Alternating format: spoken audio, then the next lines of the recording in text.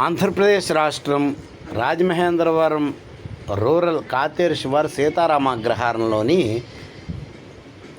సీతారామాగ్రహారం ఇదిగో ఈ విధంగా ఉంటుంది. సుమారు 100కు పైగా ఇళ్ళు, 200కు పైగా కుటుంబాలు, ఇక్కడ బ్రాహ్మణ కుటుంబాలు నివాసం ఉంటున్నాయి.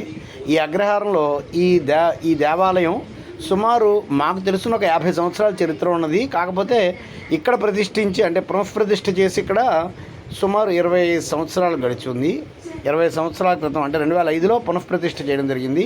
ఇది 2020లో కళ్యాణ కార్తికేయ సంతాన సుబ్రహ్మణ్యేశ్వర సహిత అభీష్ట గణపతి పంచాయతన దేవాలయంగా మారింది. అంతకుముందు కేవలం అభీష్ట గణపతి మాత్రమే ఉండేవారు. ఇది పంచాయతనంగా మారి ఆ తర్వాత అభీష్ట గణపతి పంచాయతన దేవాలయంగా కళ్యాణ కార్తికేయ సంతాన సుబ్రహ్మణ్యేశ్వర స్వామివారిని కూడా నెలకొల్పడం జరిగింది.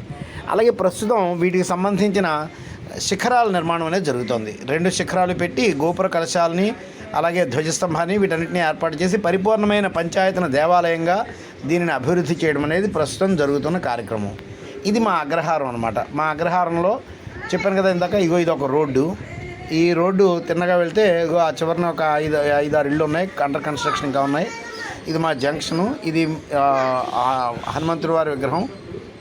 ఇదంతా మా కొంపెల్లవారి అగ్రహారం ప్రాంతం. అంటే కొంపెల్లవారికి సంబంధించిన 6 అన్నదమ్ములు, 6 అక్కచెల్లెలు, 12 మంది ఒకే కుటుంబానికి చెందిన వాళ్ళు ఇక్కడే ఇల్లు కట్టుకోవడం అనేది జరిగింది.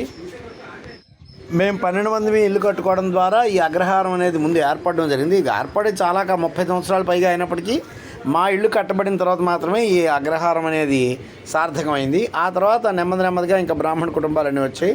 మొదట మాకు సంబంధించిన 4 ఇళ్ళు మాత్రమే ఉండేవి. ఆ తర్వాత మావి మెల్లిమెల్లిగా 12 ఇళ్ళు నిర్మాణం అనేది జరిగింది.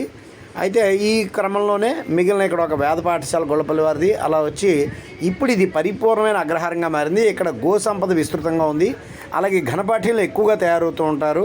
అదేవిధంగా మన శ్రౌత కర్మలు అంటే యజ్ఞయాగాది క్రతువులు కూడా విస్తృతంగా జరుగుతూ ఉంటాయి. సర్వేభ్యః శుభం భూయాత్. దేవతానుగ్రహ సిద్ధిరస్తు.